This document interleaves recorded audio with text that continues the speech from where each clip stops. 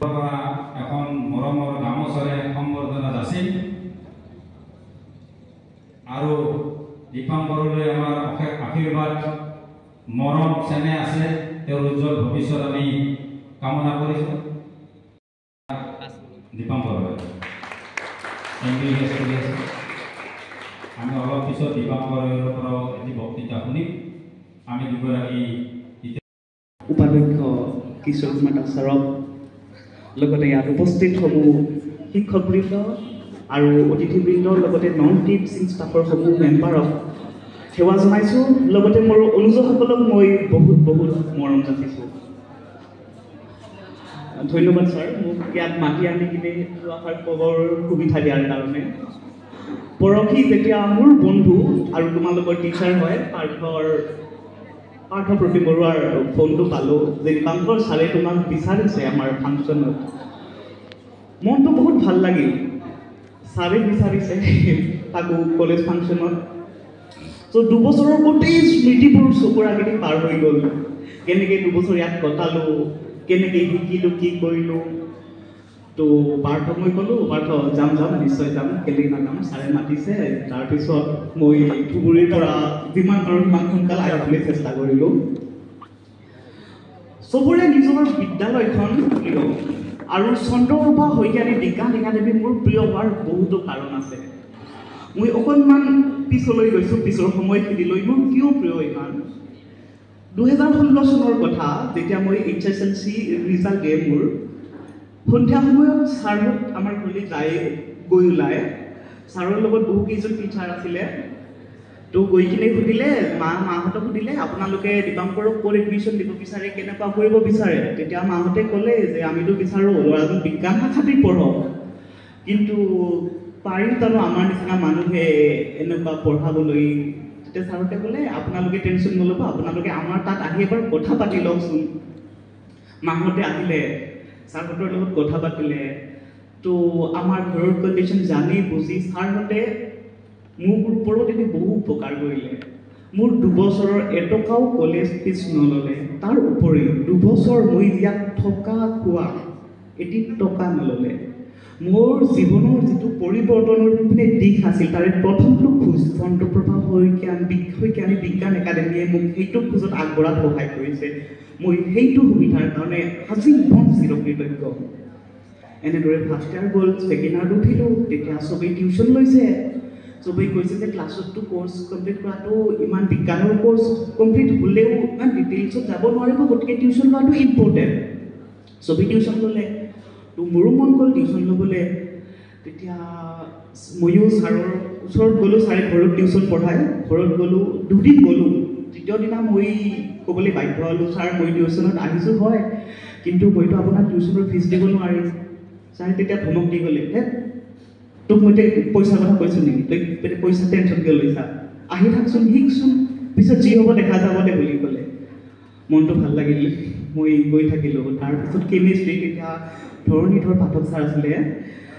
তেখেতকো মই তেনেকুৱাকৈ ক'লোঁ ছাৰ মইতো এনেকুৱা আপোনাৰ ওচৰত টিউশ্যন শিকিব মন আছে কিন্তু ছাৰ আৰ্থিক অৱস্থাৰ কাৰণে মই চাগে নোৱাৰিম তেতিয়া ছাৰে ক'লে কিয় টেনশ্যন লৈছা এতিয়া বৰ যেতিয়াই পাছত ডাঙৰ মানুহ হ'বি সিতে নাপায় আমি মাত্ৰ সিতে মনত ৰাখবি সিতে মনত ৰাখবি সেইটোৱে ডাঙৰ শ্ৰেষ্ঠ কি হ'ব তোমাৰ পৰা যিটো পইচা দিবা তাতকৈ বহুত ডাঙৰ উপহাৰ হ'ব আমাৰ কাৰণে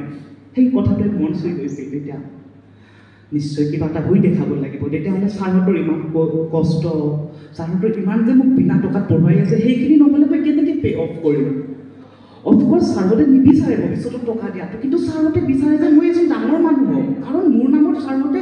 কষ্ট কৰি আছে নিশ্চয় কিবা এটা আশা কৰি যাতে মই ভৱিষ্যতে কিবা এটা ভাল মানুহ হ'ব পাৰোঁ গতিকে সেনেকৈ 12ৰ ৰিজাল্ট গ'ল হয়তো আশা কৰা মতে ইমান ভাল ৰিজাল্ট কৰিব নোৱাৰিলোঁ তথাপিও 81.4% আছিলে ঠিকেই আছিলে যি হ'ল আৰু সেনেকৈ ভাবি কিনে ৰিজাল্ট দিলে তেতিয়াও মাইণ্ডত একো খেলা নাছিলে তেতিয়ালৈকে একো আইডিয়া নাই ইমান দুখীয়া ঘৰৰ পৰা ইমান ভিতৰৰ গাঁৱৰ পৰা চবত মই মেডিকেলৰ সপোন দেখিম তেতিয়াও একো ভবা নাই তেতিয়া লগৰ এজনে কল কৰি ক'লে দীপাংকৰ কি কৰিবি ৰিজাল্টটো দিলে ক'ত এডমিশ্যন ল'বি তেতিয়া ভজালী কলেজ আছিল ভজালী কলেজৰ ফৰ্ম লৈছে BH কলেজৰ ফৰ্ম আনিছে দাদাই তো আনি কিনে ফিল আপ কৰিছোঁ মই কৈছোঁ মই যে BHCত এডমিশ্যন ল'ম তেতিয়া ক'লে নহয় আমিবোৰে ভাবিছোঁ যে আমি ড্ৰপ ল'ম কোচিং কৰিম তেতিয়া 2018ৰ কথা তেতিয়া কোচিঙৰ ইমান সম্প্ৰচাৰ নাছিলে আজিকালিতো ঢেৰ কোচিং পাঠশালাত কোচিং গুৱাহাটীত কোচিং চবতে কোচিং অনলাইনত ইমান আছে PWLN আটা চব আছে তেতিয়া ইমান নাছিলে কোচিঙৰ সম্প্ৰচাৰ তেতিয়া মই ভাবিলোঁ মই ঘৰত ক'লোঁ যে মা এনেকুৱা লগৰবোৰে কোচিং ল'ব মোৰো মন আছে মাহঁতে চিন্তাত পৰিল কি কৰোঁ তেতিয়া দাদাৰো একো সংস্থাপন নাই তেখেত মোৰ লগত আহিছে তেখেত এতিয়া শিক্ষক হয় তো তেতিয়া দাদাৰো একো সংস্থাপন নাই কি কৰিলে খেতি মাটি আছিলে 1 বিঘা বিক্ৰী কৰি দিলে তেতিয়া 1 বছৰৰ কলেজ ফিজ কোচিং ফিজ ওলালে তেনেকৈ সেই বছৰ তাত কোচিং কৰিলোঁ 1 বছৰ নহ'ল মই ঘৰত ক'লোঁ যে মোক আৰু 1 বছৰ সময় লাগিব মোক আৰু 1 বছৰ দিয়া 2 বছৰ গ'ল 2 বছৰো নহ'ল তেতিয়া মই 2 বছৰ গুৱাহাটীত থকাৰ পিছত ঘৰটো ভৰি আহিলোঁ 3 নম্বৰ ঘৰত হঠাৎ ভুগিলোঁ যে মোৰ নহয় ঘৰৰ পৰা ইমান মাটি বিক্ৰী কৰি গুৱাহাটীত পঠালে গুৱাহাটীৰ পৰা ঘৰত ঘূৰি আহিলোঁ এতিয়া মই কি কৰোঁ 3 নম্বৰ বছৰো নহ'ল 4 নম্বৰ বছৰ মই ঘৰত গ'লোঁ অলৰেডি মোৰ লাইফৰ 3টা বছৰ গ'ল মোৰ লগৰবোৰৰ অলৰেডি PhD কমপ্লিট হৈ গৈছিলে তেতিয়া মই ক'লোঁ মোক 1 বছৰ সময় দিয়া প্লিজ কাৰণ মই মোৰ জীৱনৰ পৰা মোৰ লাইফৰ পৰা 1 বছৰ বিচাৰিছোঁ মোক দিয়া প্লিজ 1 বছৰ মোক হেল্প কৰা মানে মোক একো সেই নকৰিবা প্ৰেছাৰ নিদিবা তাতে মই পঢ়িব পাৰোঁ চ' 1 বছৰ মই তেনেকৈ সময় ল'লোঁ লৈ কিনে মাহঁতেও বহুত ছাপোৰ্ট কৰিলে দাদাহঁতৰ বহুত ছাপোৰ্ট আছিলে কাৰণ তেওঁলোকেও নাজানে যে পিছত কি হ'ব যদি নাপায় কি হ'ব তেওঁলোকেও অফক'ৰ্চ চিন্তা কৰিব কাৰণ লগৰবোৰৰ PhD কমপ্লিট হ'ল আমাৰ ইয়াতো একোৱেই হোৱা নাই এতিয়ালৈকে বেছিটো এডমিশ্যন লোৱা নাই তো তাৰপিছত 4 নম্বৰ বছৰ তেনেকৈ যোৱাৰ পিছত মই 4 নম্বৰ বছৰ BDSত পালোঁ GDC শিলচৰত তো মই ভট্টদেৱতো এডমিশ্যন লৈছিলোঁ সেইটো বছৰত জুলজি মেজৰ আছিলে তাৰপিছত তাতে পোৱাৰ কাৰণে মই তাতে গুচি গ'লোঁ গুচি যোৱাৰ পিছত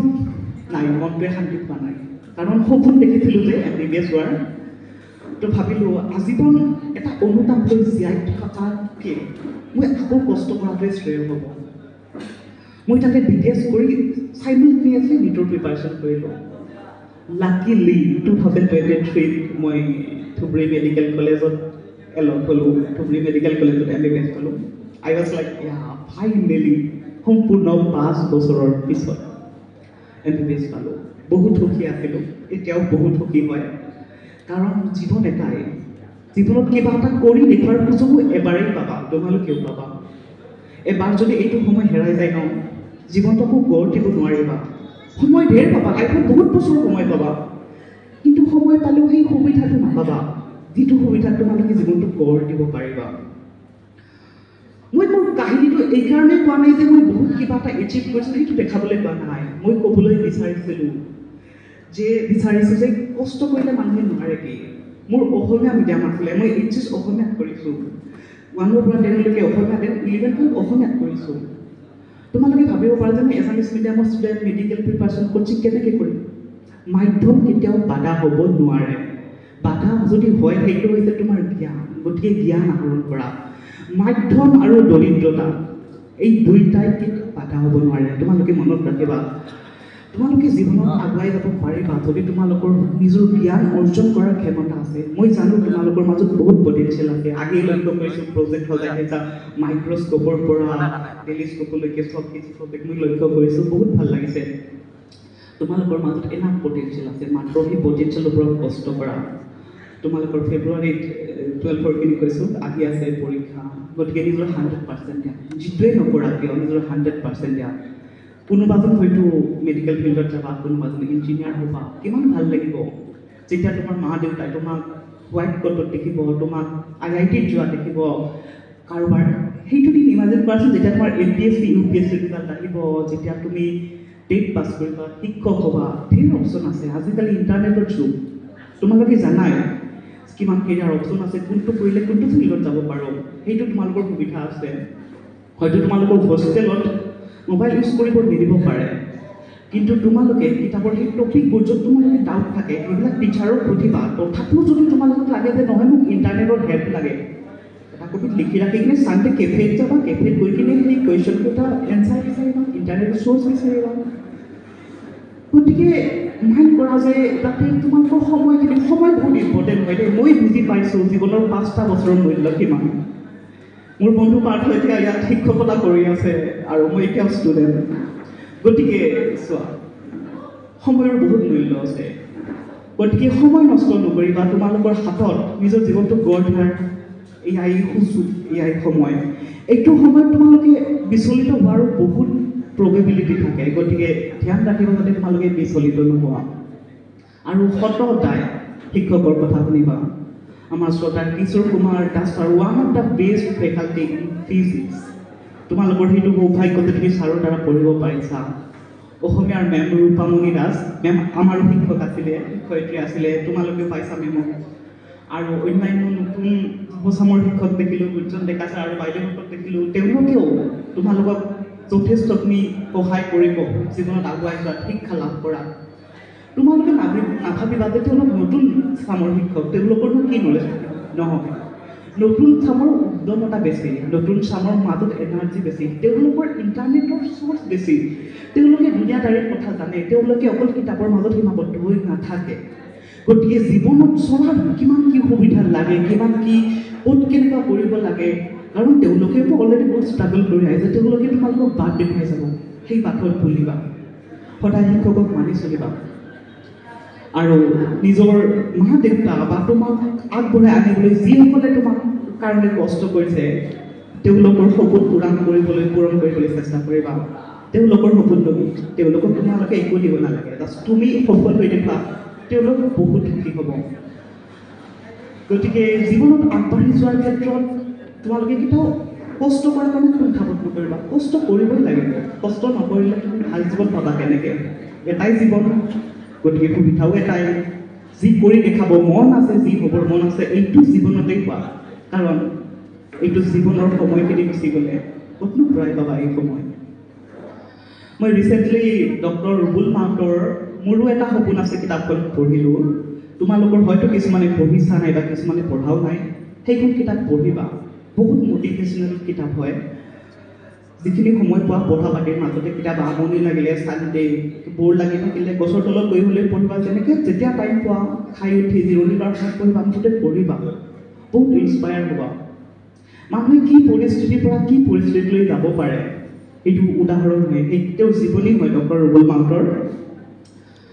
গতিকে মই চবকে ধন্যবাদ জনাইছোঁ, তোমালোকে মনোযোগেৰে শুনিছা। নাজানো কি কৈছোঁ, ইয়াৰ পৰা কি আহৰণ কৰিব পাৰিছা, কিন্তু মনত থকা কথাখিনি জাষ্ট প্ৰকাশ কৰিছোঁ। গতিকে নোৱাৰো কবিতাটিৰ দুটি পংক্তি গাই দিছোঁ। নোৱাৰো কথাটি হেৰা বেয়া কথা বৰ, কদাপি নহয় সি কথা মানুহৰ। এলেহুৱা যিটো হয় নোৱাৰো সেইটোৱে কয়, তেনেহ'লে তুমি কিয় নোৱাৰো বুলিবা? এলেহুৱা হৈ কিয় জীৱন ধৰিছা? ভাল ফল পোৱাৰ যদি আছে মন, তেতিয়াহ'লে কদাপি নুবুলিবা নোৱাৰো বচন। দহজনে যিটো পাৰে তুমিও পাৰিবা সেইটো। একেবাৰে নোৱাৰিলে 100বাৰে কৰা। Something like that. চৰি, মই কবিতাটো পাহৰি গ'লোঁ। সৰুতে পঢ়া কবিতা ভাবিলোঁ কথাটো কৈ দিওঁ, কবিতাটো দেখাই দিওঁ। মই দুখিত, মই সম্পূৰ্ণৰূপে গাব নোৱাৰিলোঁ। বহুত মটিভেশ্যনেল কবিতা হয়। গতিকে মই তোমালোকক সকলোকে ধন্যবাদ জনাইছোঁ। শিক্ষক শিক্ষয়িত্ৰীবৃন্দ আৰু অতিথিবৃন্দকো ধন্যবাদ জনাইছোঁ। নিশ্চয় ভৱিষ্যতত এইখন বিদ্যালয়ে আহি থাকিম আৰু আহি থাকিবই লাগিব। আৰু যদি এনেকুৱা অনুষ্ঠানত মাতে তেতিয়াহ'লে নিশ্চয় আহিম। অনাগত দিনবোৰত লগ পাম আপোনালোকক সবকে। গতিকে চন্দ্ৰপ্ৰভা শইকীয়ানী বিজ্ঞান একাডেমীৰ গৌৰৱ উজ্জ্বল ভৱিষ্যত কামনা কৰি আৰু তোমালোকৰ সকলোৰে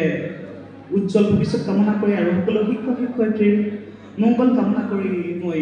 মোৰ বক্তব্য ইমানতে সামৰণি মাৰিছোঁ। জয়তো চন্দ্ৰপ্ৰভা শইকীয়ানী বিজ্ঞান একাডেমী। ধন্যবাদ। সৃষ্টি তালুকদাৰ দ্বিতীয় পুৰস্কাৰ।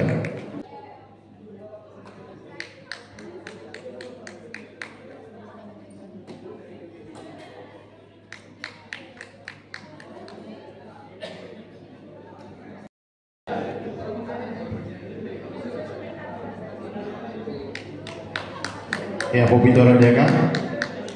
দ্বিতীয় পুৰস্কাৰ ৰঞ্জু বেগম।